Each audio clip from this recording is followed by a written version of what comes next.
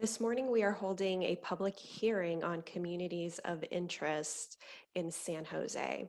We'll start the hearing with a brief presentation on communities of interest from Redistricting Partners, and then we will move on and open the floor to members of the public who wish to speak.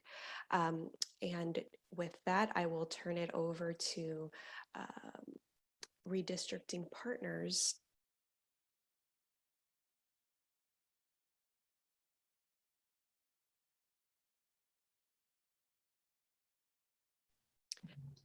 I don't see Redistricting Partners on here.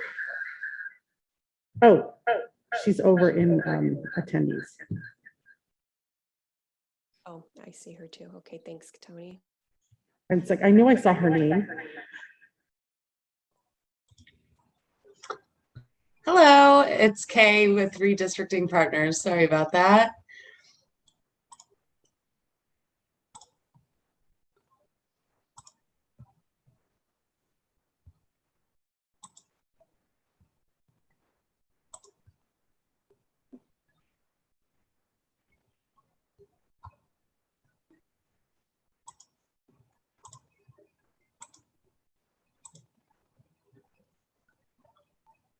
Okay, can everybody see that all right? Wonderful. Okay, so we are doing our community of interest presentation today for the city of San Jose.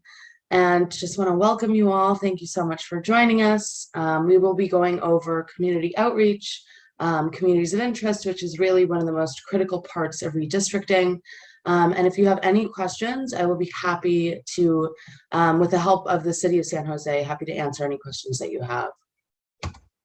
So first, I just want to introduce you to your Redistricting Commission. It is a 10-member commission that was appointed by the City Council, and each district is represented. The commission assists in conducting community outreach and identifying communities of interest. So let's just go over some of what we'll go over in this presentation. So first, we're going to talk about redistricting basics, the commission itself, some traditional redistricting principles. We're really going to do a deep dive on communities of interest, what they are, what they look like, a mapping tool demonstration. We're going to talk about how you can give public testimony on communities of interest, and then we'll go over the future public hearing schedule. So redistricting is the process of adjusting district lines every 10 years after the release of US Census. And having balanced districts really ensures that every community is represented fairly. So when people think of redistricting, they usually go to the state level or congressional redistricting, but local governments also go through this process. And redistricting on the city level affects your community, and it's really important that community members are involved in this process so that they can have input on how their neighborhoods are drawn. And redistricting ensures districts are balanced in regards to population, but it also serves to empower communities and preserve voting rights. So now that we've defined redistricting, let's go over the structure and the process. The council appointed a 10-member redistricting commission to assist in conducting community outreach. And this commission's goals are community outreach hearings, identifying communities of interest from public input, and presenting a recommended map to the city council. So there are a number of criteria that have been used both nationally and upheld in courts that prevent a district from becoming a gerrymander. And these are relatively equal size, and that's people, not citizens. So it's not just voters, it's all people from age 1 to 100. They have to be contiguous, which means that they don't hop or jump. So every district has to be drawn with one line. So, you can't have a district that some's over here and some's over there. It all is contiguous. They maintain communities of interest, which we will really get into in the next slide. They follow city, county, and local government lines, and they keep districts compact, both in appearance and function.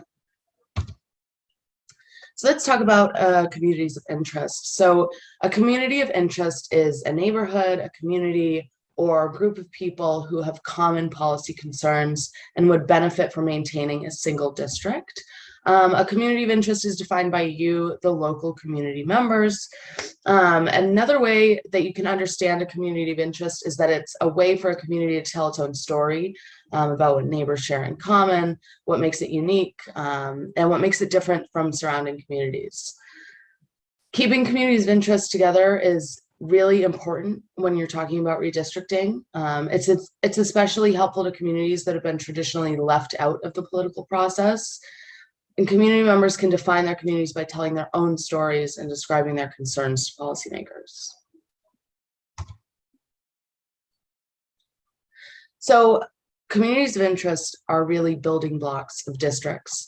They include ethnic and language minorities, as well as many other groups.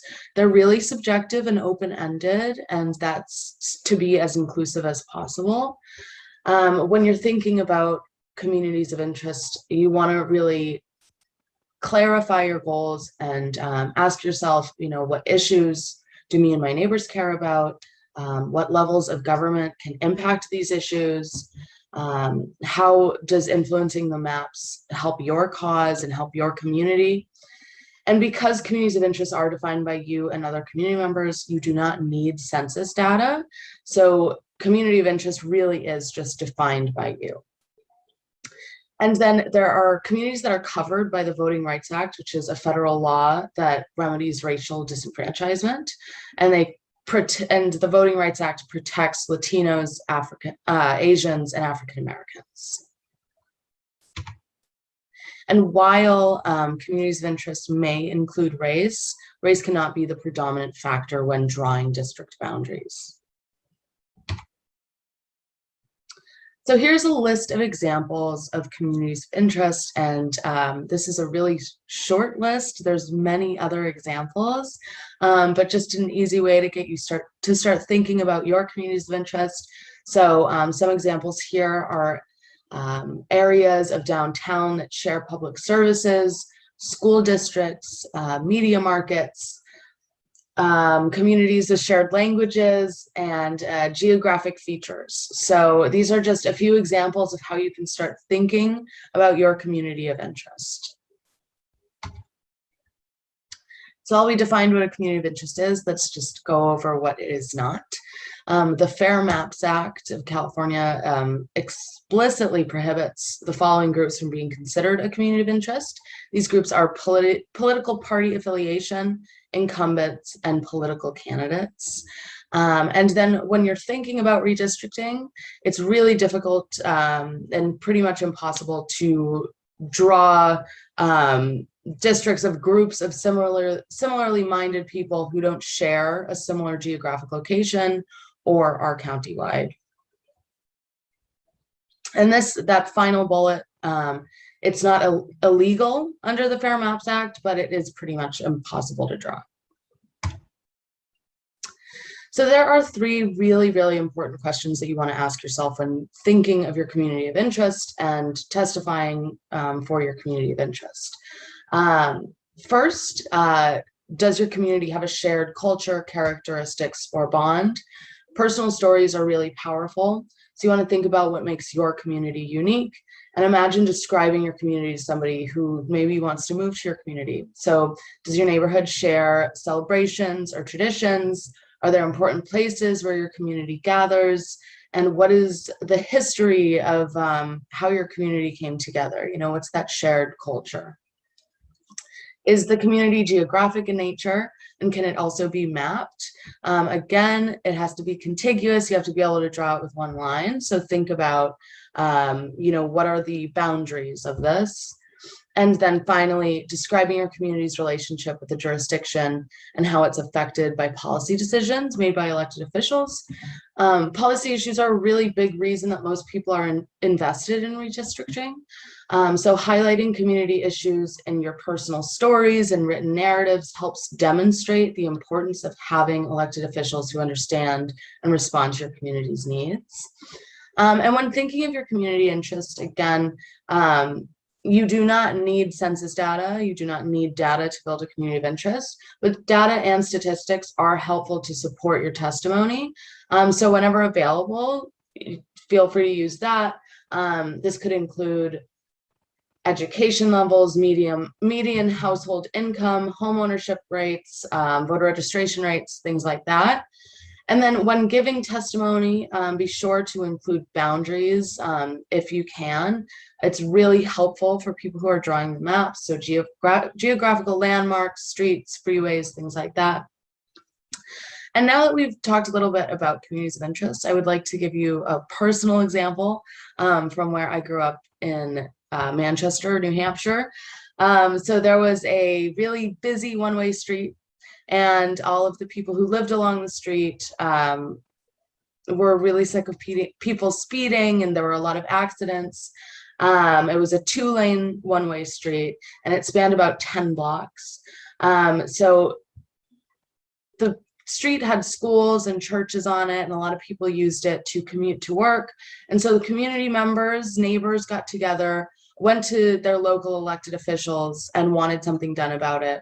And so because this community of interest got together, the street was changed to a 1-lane, one-way street. It cut down on accidents and speeding, and they added a bike lane, which made it better for commuting and for bikers in the city.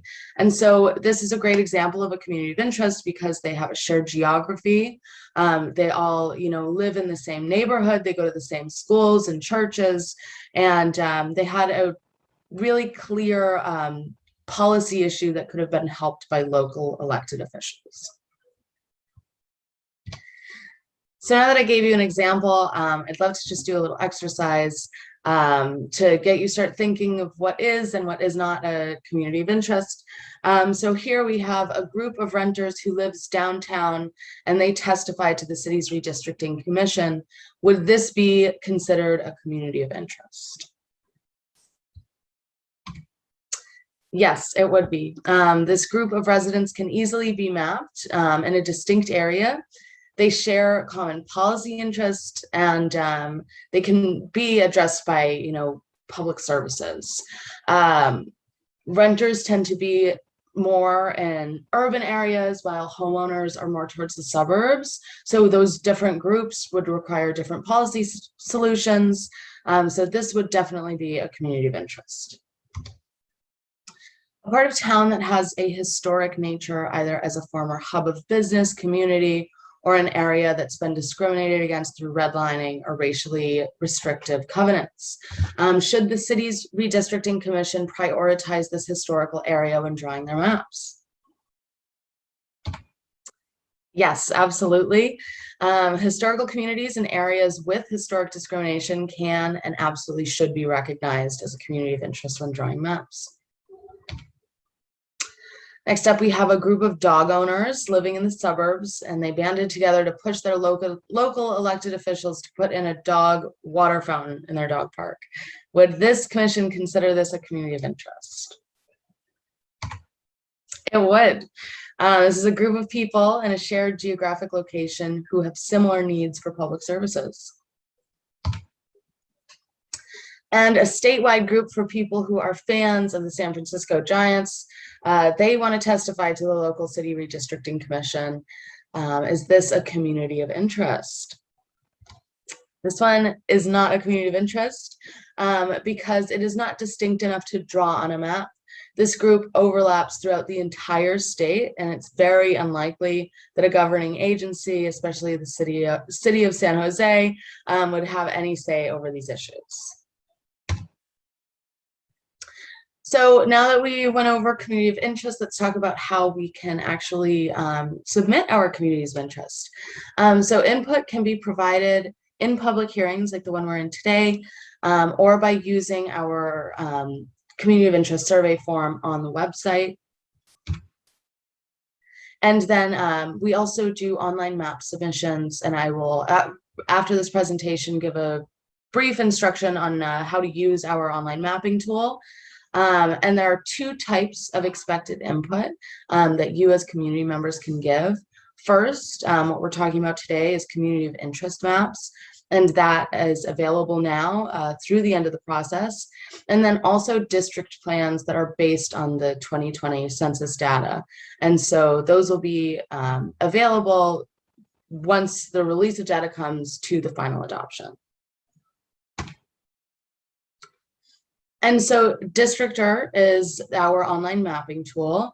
It is very user-friendly. I will show you after this presentation. It's very easy to use. You can create a community of interest on the website.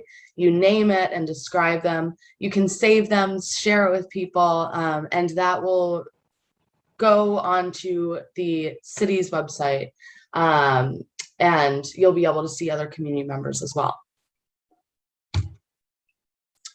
There also are laminated paper maps that are available in person, and you can just use a dry erase marker and mark up your community of interest, and that will also be preserved testimony as well. So this is what your placemat looks like. It's separated by neighborhoods and color-coded to easily distinguish between them. And really, no matter how you decide to submit your community of interest, all of the work received by the commission will be preserved by the city. So our next meeting is today at 2 p.m. And then we also have upcoming meetings weekend of September 11th and September 18th. And you can find all of this information at sanjoseca.gov and check out the redistricting page there for any more questions that you have. Okay. Does anybody have any questions right now?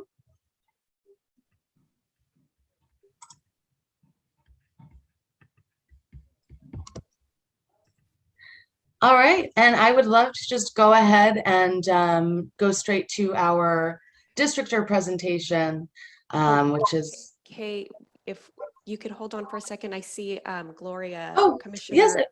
Collins' hand is raised. I'm Yes. sorry about that, Commissioner. I was trying to find the buttons fast enough. Do we have a map of San Jose with the current districts marked on them already? Because I see a map. Is that what the color coding is with that? Because I see the city and districts, but do we have one with the number of districts on them? What's currently the districts? I'm actually not sure if that is available on the website. Does anybody here know the answer to that? Hi, this is Tony Tabor, City Clerk. The district boundaries are available on the website. They're, I believe, on the GPS website, but I can add a link to our redistricting site to make it easier for the commission members. Wonderful. Thank you so much.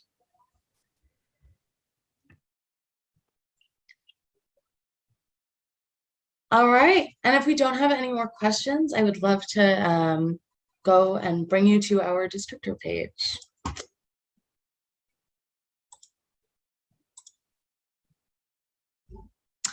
Okay, so you can find this by going to districtr.org/California. And this is the front page here. Right now, you're in purple. That means that you are on draw districts, which is not what we are doing today. We are going to go to draw communities. And so you can see here that there are different ways that you can kind of break up California to draw your community. So by counties, cities, and school districts, but we're just going to go right over to cities and find San Jose.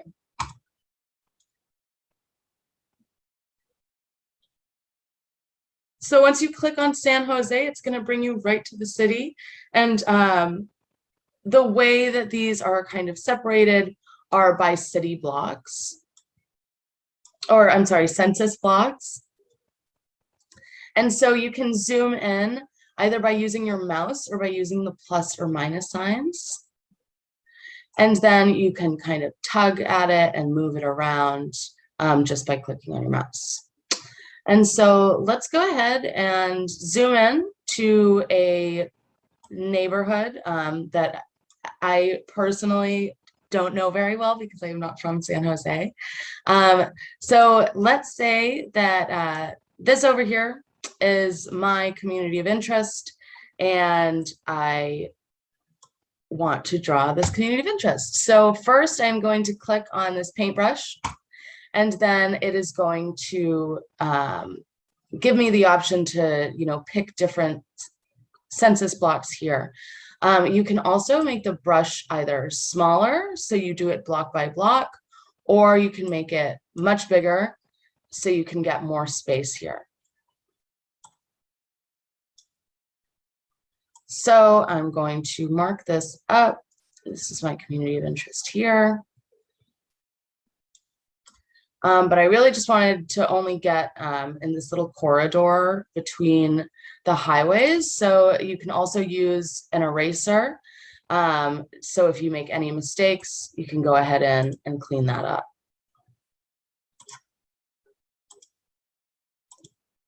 Okay. So this is my community of interest. I am going to name it. You can really name it whatever you would like. I'm just going to name it Robertsville. And then when describing your community, you want to ask yourself those 3 really critical questions again. What are the shared characteristics? What is the geography, the geographic locations that can help in mapping it? And what are the policy issues that your community needs to address, what's important to your community? You can also add important places. So say, this over here is a park that I go to, and it's really important that we get streetlights around the park to make it safer at night. You can add that as an important place, so it can, be considered when also drawing your district, and then you can just describe it here. So also when drawing, you don't only need one community of interest, you can actually make as many communities of interest you want.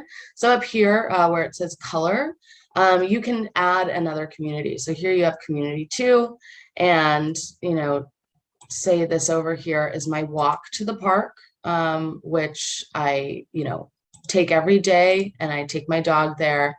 That can be, another community of interest. They can also overlap. So as you can see here, you have 2 communities of interest that are overlapping together.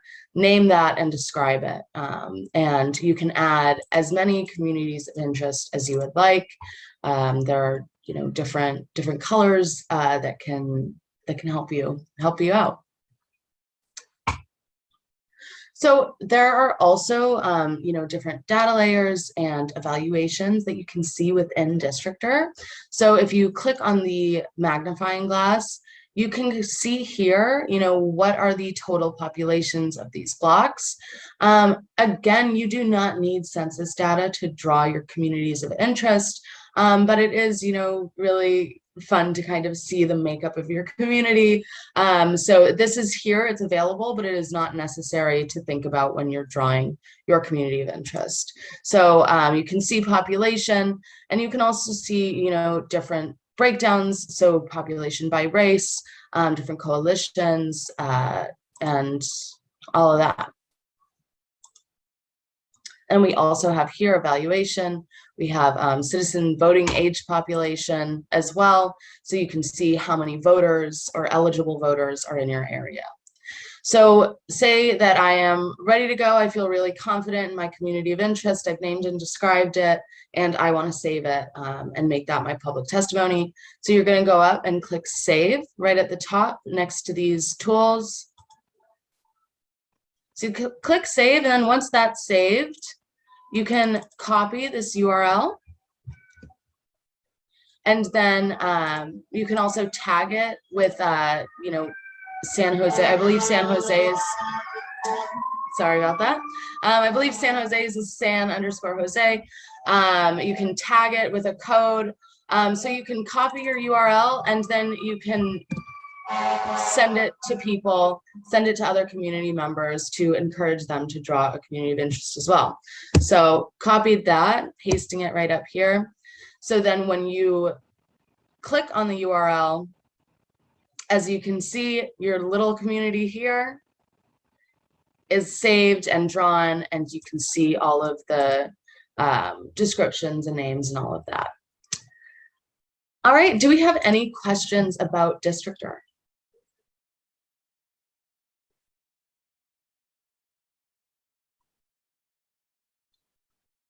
All right, well, I'm going to pass it back to the city. Thank you so much for listening to the presentation and being a part of Drawing Communities.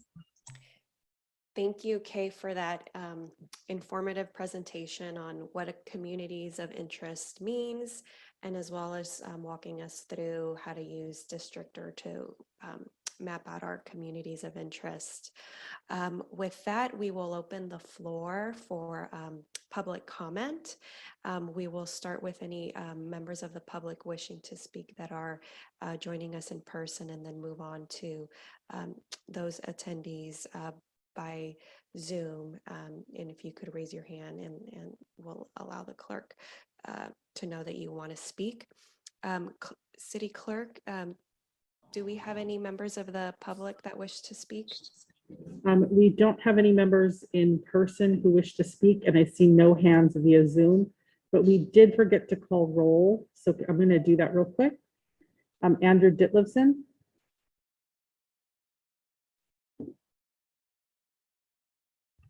Andrew. Sorry, I'm here. Okay. BJ. Here. Daisy. Present. And Adina. Here. Freddie. Gloria. Yes, here. Jonathan. Lenka. Present. Ramon.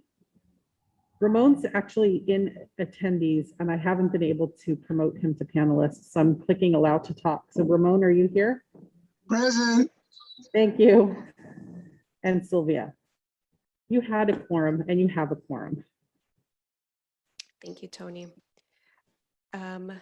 Moving on then to item 3, public comment open forum. This is the time for public comment on any items that were not on the agenda. The Brown Act prohibits the commission from discussing any item that is not agendized. Each speaker will be given 2 minutes. Clerk, do we have any public speakers? We have no public speakers. Okay, then with that, this meeting of the Redistricting Commission is now adjourned.